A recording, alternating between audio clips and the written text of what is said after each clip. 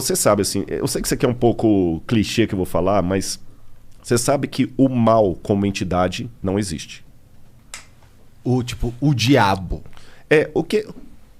Daqui a pouco eu posso até entrar no lance do diabo, mas Tá. vou falar do mal como o mal mesmo. Tá, um avatar do mal não existe. O deus do mal. É o Deus mal, não. Eu acredito assim. Quando a gente vai na Bíblia, aí eu vou ter que dar um pouquinho para trás para entrar nisso aí.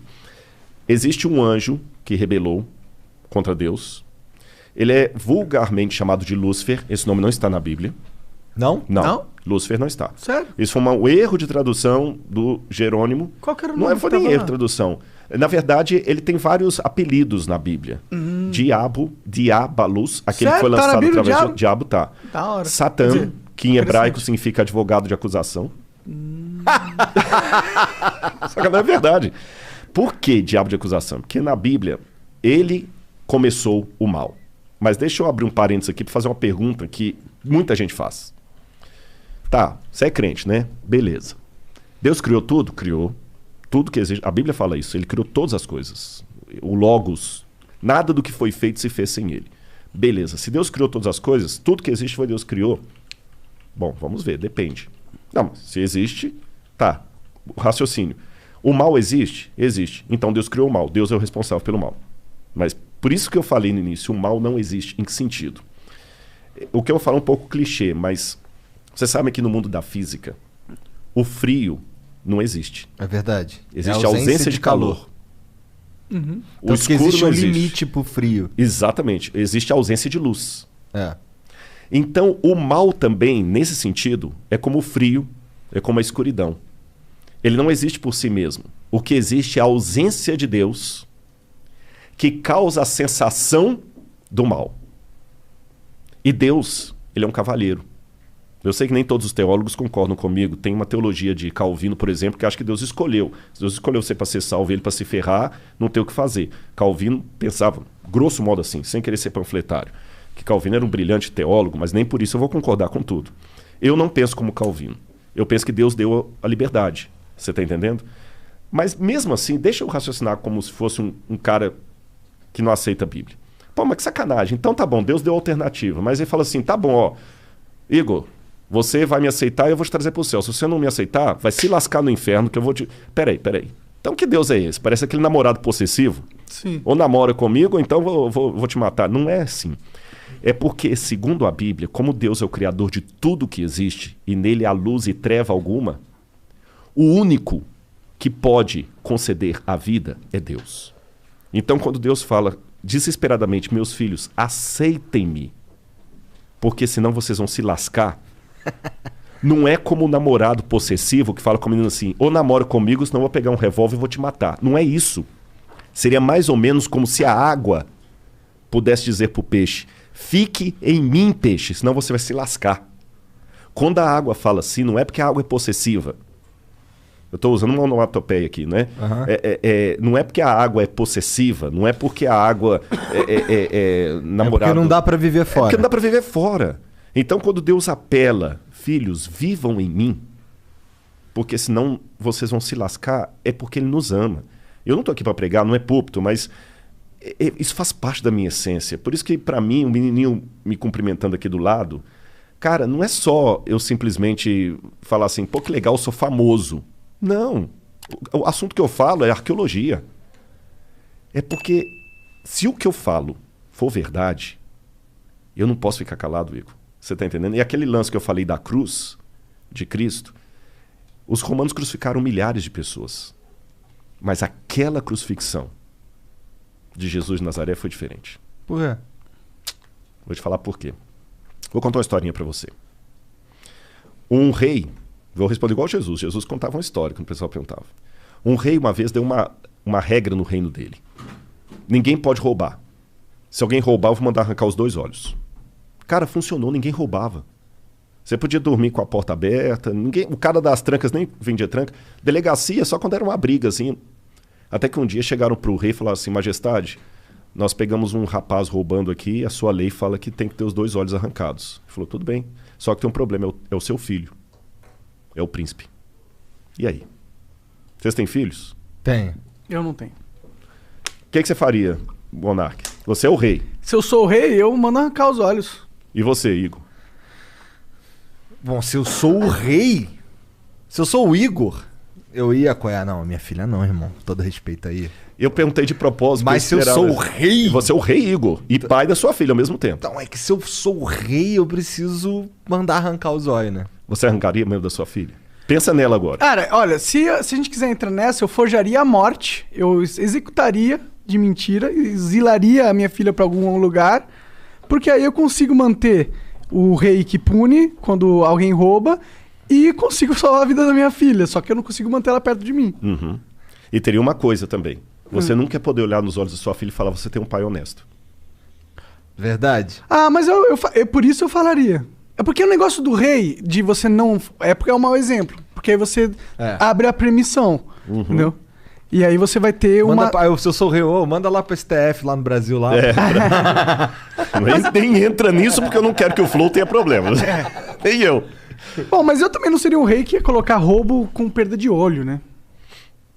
Ah, funcionou. Ninguém roubava. Ah, mas funcionou porque é uma pena muito punitiva. Mas poderia ser uma pena não tanto punitiva que também funcionaria, talvez, né? Posso dar a solução bíblica para responder a pergunta dele? Por quê? Esse rei falou o seguinte: palavra de rei não volta atrás. E ele tinha um dilema, porque se ele mandasse arrancar os olhos do filho, o pessoal falou assim, pô, esse cara não tem misericórdia nem do filho, quanto mais da gente.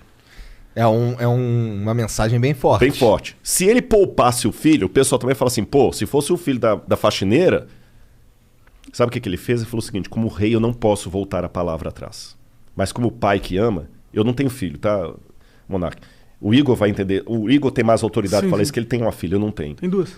Tem duas. Como pai, eu também não posso negar a salvação para o meu filho que errou, mas está arrependido. São 2 olhos que a lei quer, são 2 olhos que a lei terá. Podem arrancar os meus olhos e deixa o meu filho. Quando o mal surgiu no universo, o mal existia... Tem um lance em filosofia que eu não quero... Vou tentar mastigar para ficar mais fácil. Vocês ouviram o Pondé aqui, com muito mais propriedade do que eu, que chama-se metafísica. Foi a matéria mais difícil que eu estudei em filosofia. Metafísica é a doutrina do ser. Tudo que existe primeiro em potência, depois em ato. Eu não tenho filho, nem o Monark. Nossos filhos existem em potência. As suas filhas existem em ato. É potência mesmo, né, Monark? Não tem ninguém... É potência. É potência mesmo, pode ficar tranquilo. Não tem nenhuma certidão para ser reclamado, não. Nenhum DNA, não, brincadeira. Então, os nossos filhos aqui existem em potência, porque eu posso ser pai, ele também pode. As suas não existem em potência, elas existem em ato, que elas já existem. A minha filha não tem como ser estuprada, como ganhar um prêmio, como passar no vestibular, como pagar um seguro de saúde para ela. As suas têm, para ganhar tanto coisas boas quanto ruins. O mal, como potência, passou a existir no universo a partir do momento em que Deus não obrigou nenhum filho a ser fiel a ele. Eu criei vocês e vocês estão livres. Só que sigam as minhas leis para que tudo dê certo. E aí, com a ruptura que houve no universo cósmica, a lei de Deus foi quebrada. E a punição era que o pecado passou agora de potência a ato. Ruptura cósmica? Ruptura cósmica. Que quer dizer porque o universo estava numa harmonia que foi quebrada. Você entendeu? Não era plano de Deus que criança e leucemia estivessem na mesma frase. Não era plano de Deus. Deus não queria isso. Deus não queria a pancada que você ganhou no seu carro hoje. Deus não queria isso. Mas aconteceu. Ele sabia que ia acontecer. Aí alguém fala, pô, sacanagem, se ele sabia, por que ele deixou? Aí que vem o Lúcifer, o vulgo Lúcifer, né? Que é Lutíferus, que é um nome que vem do latim, que não está na Bíblia, como eu falei. Mas vamos chamar de Lúcifer assim mesmo. Vem o Lúcifer, que faz toda a rebelião e tudo. E a sentença agora é a morte. Aí a segunda pessoa da divindade, que é Jesus, fala assim, tudo bem. São 2 olhos que a lei quer, a lei está exigindo a morte, eu vou morrer no lugar da humanidade. Então, na crença bíblica tradicional, o fato de Cristo morrer na cruz do Calvário, que não foi apenas um carinha que rebelou contra Roma, ele morreu a morte redentora. Por isso a gente chama de Cristo Redentor. Ele morreu no lugar do pecador. Ele que não era pecador morreu. Por isso que no Antigo Testamento sacrificava um cordeiro inocente para representar o Cristo. Ele morreu. E é graças à morte dele que hoje, se algum de vocês receber uma notícia ruim de morte, eu tenho algo de esperança para falar concreta, real. Só uma notinha antes da gente continuar aqui. Eu quero só botar agora... Tudo que eu falo, eu gosto de pensar também com a cabeça do nosso ouvinte aí, que de repente não tem a base religiosa. Que eu falei, esse cara tá falando tonteria, né? Se eu falasse aqui com vocês da teoria de Kardashev... Que é? Kardashev foi um físico russo, respeitadíssimo, que criou a hipótese que existem civilizações muito avançadas, muito mais avançadas do que a nossa, e cada uma dessas civilizações, ela usa melhor a energia do universo deles. Faz sentido. Né? É o que tá acontecendo com a gente, né? Exatamente. Devagarzinho. Só que ninguém viu essas civilizações. Uhum. Mas ele fala, existem, elas estão lá, e elas nos observam. Kardashev... Segundo a teoria do Kardashev. De que ano que ele viveu? O Kardashev é do início do século XX, 1920, 1930, tá. É moderno. Por aí, é moderno. Ele é contemporâneo da época de Einstein, aquele pessoal todo lá. Entendi. Então, quer dizer, o Kardashev, quando ele coloca isso, se eu falar da teoria de Kardashev numa faculdade de física, ninguém vai rir da minha cara. Só qual que é a prova empírica, matemática, científica que eu tenho disso aí? Zero. Mas se eu falar de Deus e de outros mundos, aí parece conto da carochinha. Por isso que eu fico muito... Pô, de fato, na boa, eu fiquei muito legal de vocês terem me chamado aqui, porque vocês não têm preconceito. Você entendeu? Não tem, mas não, dependendo do lugar que eu for, se eu falar da teoria de Kardashev, que é muito, muito louca, você entendeu? Ah, o pessoal, que legal, pá. Mas se eu falar de anjo, de céu, de plano superior, de potestades, aí, né, esse cara é biruta. Então, na verdade, o Kardashev está falando a mesma coisa da Bíblia, só que numa linguagem acadêmica que todo mundo aceita. E para mim, como acadêmico, antes de ser pastor ou crente, eu falo para você, faz um sentido medonho o plano da salvação em Cristo Jesus, sabe? Faz um sentido medonho. E ele mudou minha vida, cara.